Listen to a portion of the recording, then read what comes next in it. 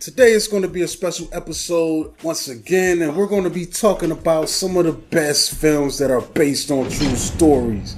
My next one is going to be Escape From Alcatraz, and this is going to be the 1979 film starring Clint Eastwood and directed by Don Siegel. And this is definitely based on a true story. If anyone knows, Alcatraz is once built as the prison there is no escape from. It's on an island in San Francisco Bay, surrounded by cold waters, shark infested, and just a long way from shore, man. Like I think, if you survive that stuff, you still got probably an hour swim to shore, and most people ain't built like that. But this film chronicles a true story of a famous escape. The only escape that I think that's on record, there might have been another one where the inmates actually got out of there. Prisons.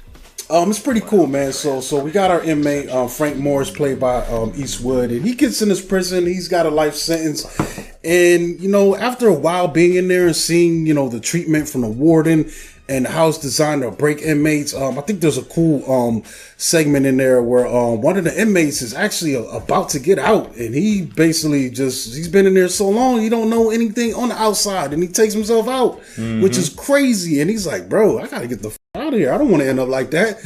My man went through his whole sentence, got his freedom, couldn't take it. The idea of going outside into a world that he doesn't know anymore made him take himself out. So he conspires with two of his other inmates who are gung-ho about it.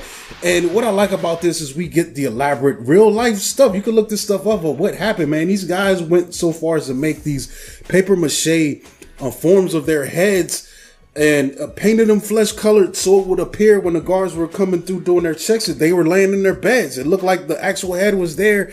And and they I forgot exactly how they penetrated the walls. I think they might have had a dig or something going through, but regardless, this was enough to distract the guards overnight, and they got out. So what happened to them, we don't know. That's the interesting thing, because it's assumed that they had a raft that they had built, for themselves, and left somewhere out in the grounds or took out with them to attempt to basically kick their feet and make it to shore. But we don't know if they actually did it, and that's a crazy thing where these real life things come into play. I think there might have been thoughts that maybe one of them actually made it to shore and went on to live out his life and died old man out in the free world. But it's also thought that they perished at sea, but we don't really know for sure. And I think that's the allure of this story and this film, to this day. And like I said, just from the aspect of a kind of a caper type film, it's cool to see the thought go to the plan, go to putting the plan in motion, and then to pulling off the plan that this film presents for us, man. I think it's cool. I think they actually is going to be a remake of this that was announced recently with more current stars. So I'm curious to see how that comes out. But yeah, Escape from Alcatraz, 1979, man.